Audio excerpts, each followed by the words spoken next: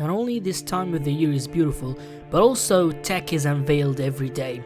Oh, and I have an XPS 13 here that I'm going to review. Let's pick it up. I've had this laptop for about 4 months now, and I've been trying to find out if this laptop is really good enough for everyone.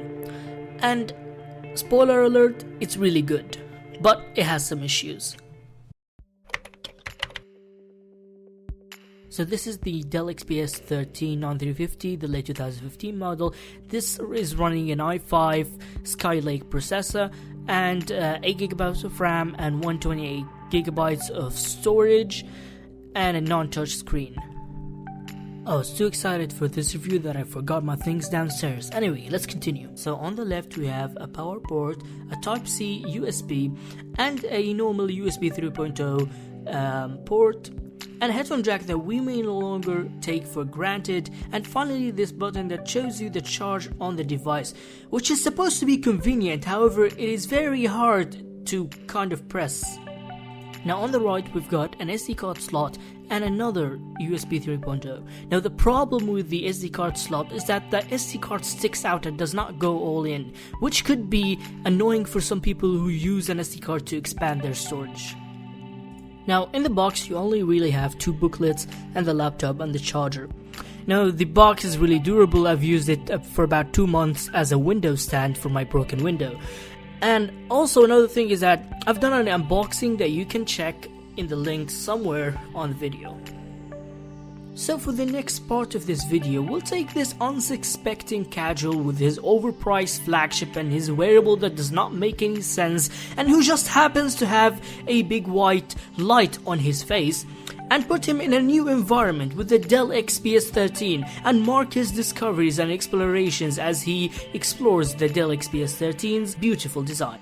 And just like that, the peasant is now in another dimension, in another area with an environment with the Dell XPS 13. Let's go over to that kind of dimension. The peasant freaks out for a second, not knowing what exactly is happening. However, he reaches out for the Dell XPS 13. Oh no, he reaches actually for the pizza, because pizza is life. And then he goes on to the XPS 13. Now notice that when he tries to open the XPS 13, you can notice that there's no handle like the Mac, so you cannot really open the screen without sliding it all over until kind of getting the hang of it. So then the casual boots up the computer, and while the computer boots up, he remembers that Dell has put the slower SSD into the smaller capacity one, and this one is the 128GB one. That is why it is slower than the other counterpart SSDs in the other models. Now the boot up was 20 seconds. And then the casual likes the screen so much that he decides to do some B-rolls with it. So the casual's attention is immediately grabbed by that screen. Although this is a full HD panel, it really looks awesome without the bezel. Another thing the casual notices is the position of the camera, which is a sacrifice that you do to get that bezel. The last thing that the casual noted was that the viewing angles were really good. Okay, so I'm going to cut this review for a second. Now, I just want to tell you something. My laptop was a lemon. What does that mean? That means that it had manufacturer errors. Now, one of the most common errors that you have with the XPS 13 is the touchpad being inaccurate, like these kind of swipe motions and stuff like that. The motion itself just goes all jittery. And coil whine, which is another issue that I will talk about later on in this video. And the main problem was the screen. The screen is an IPS panel, and IPS panels are known to have light bleeding, but mine was extensive light bleeding. You can look at how my light bleeding was before here and after here. I basically went on ahead and contacted Dell, and they were really helpful. I contacted Dell at Twitter, Dell Cares, and they kind of sent me a box. I put it in my laptop a week and my laptop was fixed. Well, for the most part. I'll talk about coil whine later in this video. Now let's get back to the review.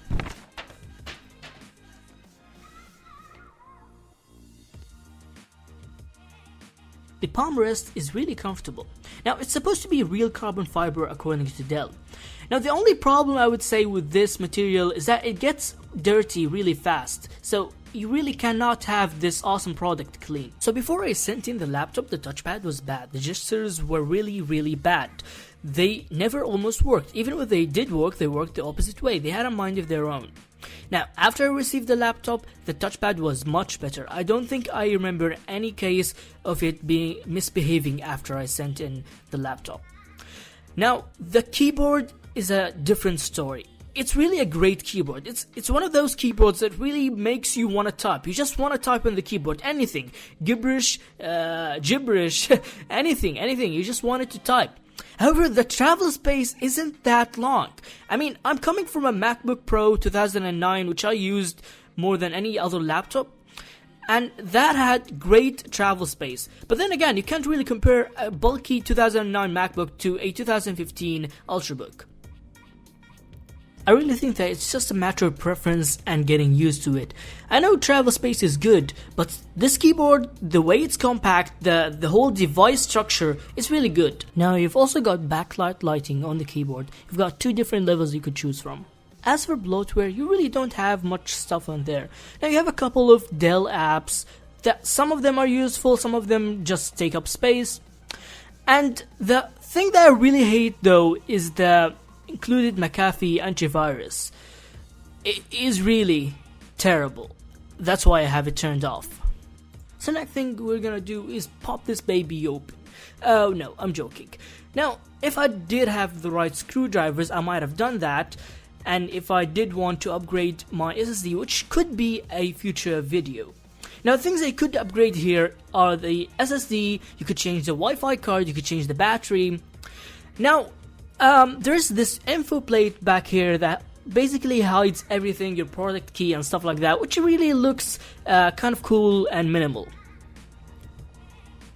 For some reason, the internet is filled with comments about how the Wi-Fi card of the Dell XPS is not that good.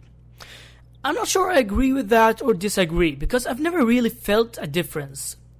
However, I've done some tests using my PC, which also has a Wi-Fi card and connected to the Ethernet, and my S7 on Wi-Fi, on the same Wi-Fi. I would say my router is the biggest factor here, but then again, it all differs. One of the main things that you think of when you buy a laptop is battery life.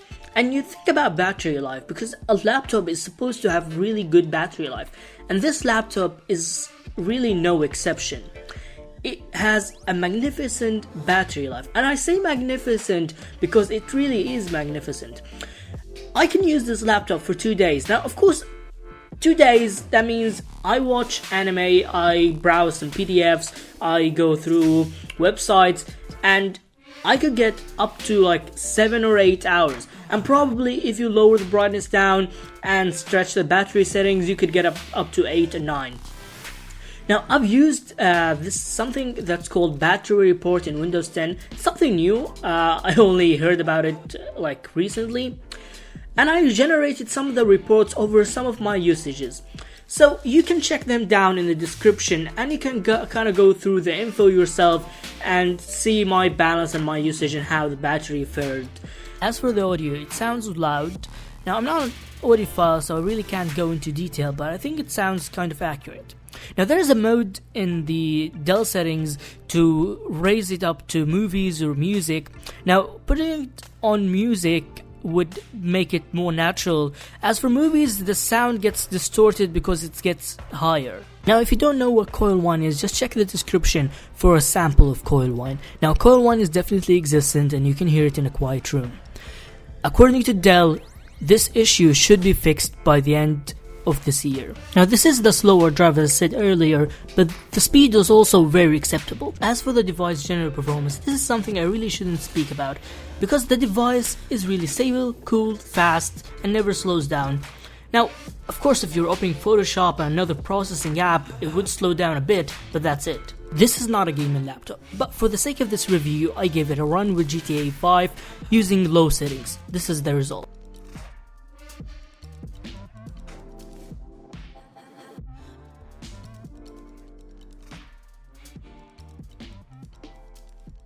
Don't forget to subscribe, like this video, and share it. That would probably be of great help to me mentally and physically. So thank you very much.